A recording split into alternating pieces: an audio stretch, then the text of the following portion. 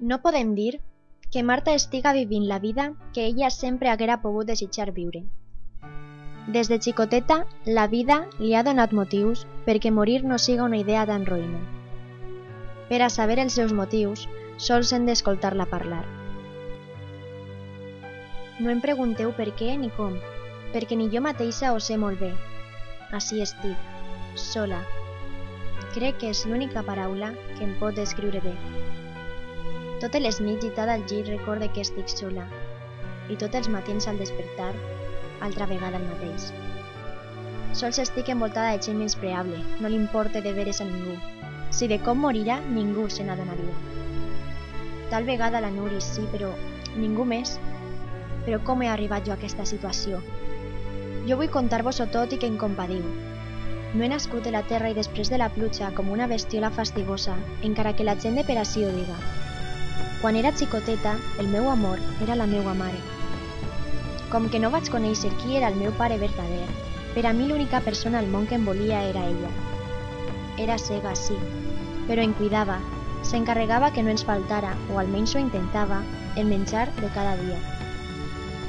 Amb una infància tan pobra, no tenia joguets o amics amb els quals jugar al carrer. Em limitava a veure'ls des de la porta de l'església en la qual captaven la mare i jo. S'ho passaven realment bé i m'agradava imaginar com seria jugar amb ells. Però no volia deixar sola ma mare. Ella no em deixava sola a mi mai. Després arribà aquell home, aquell que faria el paper de pare a la mort de la meua mare. No em pararé a recordar la seua mort. Sols espere que es trobi al cel, envoltada d'àngels, i que sàpiga que jo l'estimo, i que sent molt que m'haja vist ser tan dolenta ací baix a la terra. Quantes vegades he volgut reunir-me amb ella. Però no sóc prou valenta ni per a llevar-me la vida. Han passat els anys, el pare ha mort, i ara sí que sí, estic sola al molí. He acabat sent una qualsevol, i com que sóc tan dèbil, el Sebastià s'aprofita de mi quan vol. M'han casat amb el Manelic. I com s'han atrevit? Mai he volgut fer-ho.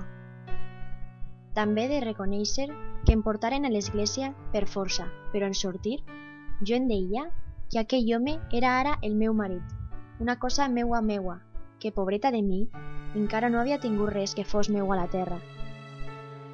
Però, pobre d'ell si sapiguera tota la història. Sospita que algú ve a la nit a buscar-me. El que no sap és que es tracta de Sebastià, i si s'assabenta, el matarà, perquè ja va dient que matarà l'home que manté algun tipus de relació amb mi. Déu meu, que això s'acabe prompte. No vull que ningú es faça mal, sols vull ser feliç. Encara que no sé com ho aconseguiré, si mai ho he sigut. En Manelic m'estima i m'estima de veres. En el fons pense que és un bon home, i lamente que li hagin fet baixar d'allà on es trobara per tal que el Sebastià, com tan bé sap fer, s'aprofite d'ell, de la seua ignorància. Aleshores no m'importaria que Manelic el matara. S'ho mereix per tot el que ens ha causat. Tot és de la seua propietat, però ja està bé. He de deixar de ser una dona sense coratge. I qui sap, tal vegada trobe l'amor amb Manelic. Tal vegada aconseguisca ser feliç al seu costat. I puguem viure tranquils, sense ningú que pense que som propietat d'algú. Cadascú ha d'elegir amb qui es queda en la seva vida, i com que a mi em llevaren eixa oportunitat, pense recuperar-la.